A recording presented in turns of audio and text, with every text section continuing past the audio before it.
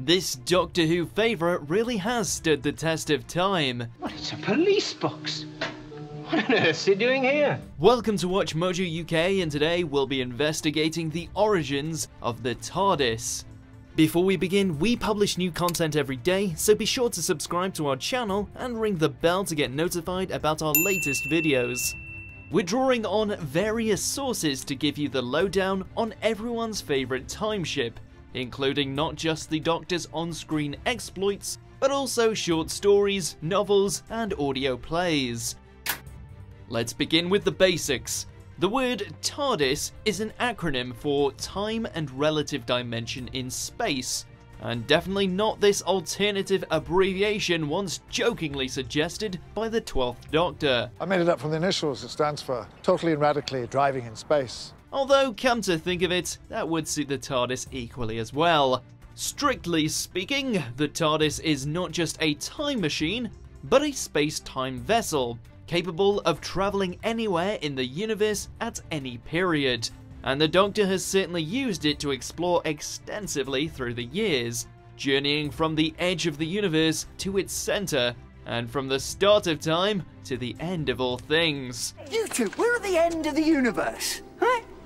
Right at the edge of knowledge itself, and you're busy blogging! The TARDIS is even capable of moving between parallel realities, though it supposedly wasn't actually designed for that purpose. Doctor, where did you go? Where did the TARDIS console take you? Same time, same place. Only a different dimension. It was a parallel world, Liz.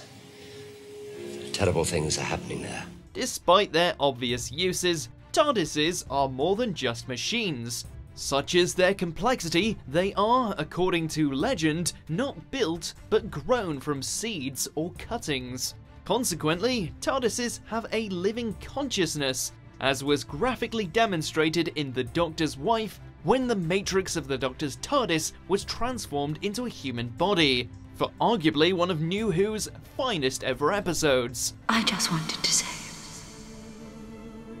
hello. Hello, Doctor. As such, TARDISes have a degree of free will, along with a distinct personality. She's just figured out where we're going, she's against it. I'm about to cross my own timeline in the biggest way possible. The TARDIS doesn't like it. The 8th Doctor once described his TARDIS as sentimental, and it has now and again expressed opinions regarding the Doctor's companions. But considering how far back the two of them go, it's unsurprising that the Doctor and the ship have developed a mutual affection. And the first time you touched my console, you I said you were the most beautiful thing I'd ever known. Then you stole me. And I stole you.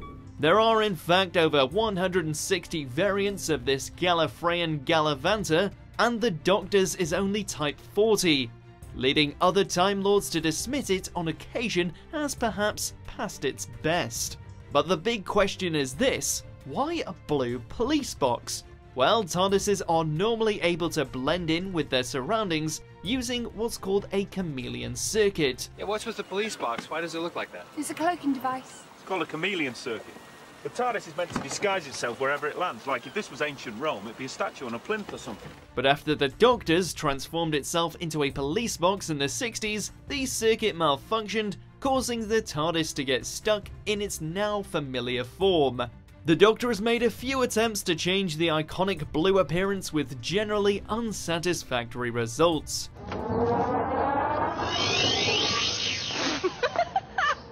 Oh, neat, Doctor. But there have also been suggestions that any effort made to radically reimagine the TARDIS for modern times has been done so half-heartedly because the Doctor is actually quite fond of the classic police box look. Why don't you just fix the circuit? I like it, don't you? I love it. As every Doctor Who fan knows, or just anyone who's ever watched even a little bit of TV, the inside of the TARDIS is much bigger than the outside.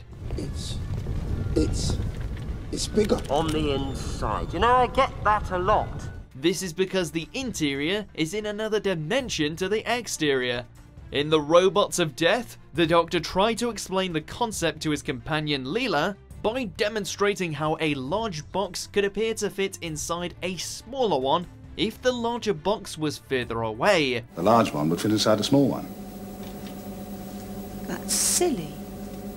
That's trans-dimensional engineering, a key Time Lord discovery. But just how big is the inside of the TARDIS? Well, infinitely big according to the 11th Doctor, since new areas can always be added to the old. But would that make the thing pretty heavy? Not according to 12. Clara, it's always like that. If the TARDIS were to land with its true weight, it would fracture the surface of the Earth. Yeah, maybe a story for another time. Of course, we've only ever seen a fraction of the TARDIS's interior. Since the first series in 1963, we have slowly been introduced to various never-before-seen areas, including the Cloister Room, the Zero Room, and even the swimming pool. Amy, Rory, open all the doors to the swimming pool!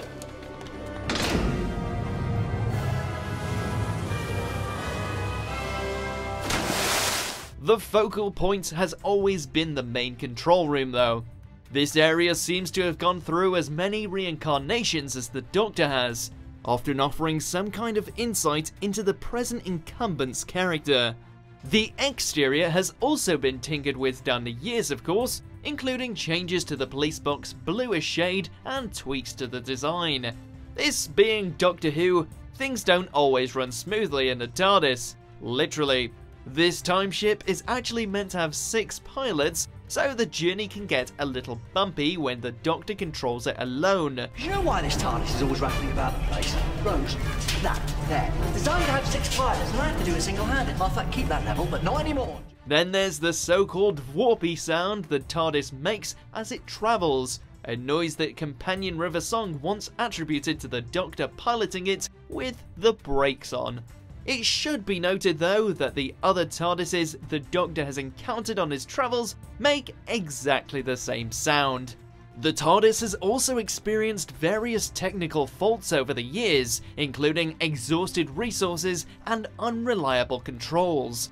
Though in the case of its tendency to rematerialize in unwelcome places, there may be a good reason for that. You know, you have never been very reliable. And you have? You didn't always take me where I wanted to go. No, but I always took you where you needed to go. You did. If you've ever thought the outside of the TARDIS looks a bit flimsy, you're not alone. Can't I decide to put a box? But it's actually much sturdier than it seems, having survived missile strikes, car impacts, and alien attacks. It's gonna follow us. The assembled odds of Genghis Khan can get through that door, and believe me, they've tried. Among other forms of defense, the TARDIS can become invisible, and it has a siege mode that transforms it into a cube covered with Gallifreyan symbols. What is it? I think it's the TARDIS. Despite this, the TARDIS has suffered heavy damage on occasion. For example, it was destroyed by the silence in the Pandorica Opens, whilst in The Mind Robber, it broke apart under the influence of alien forces.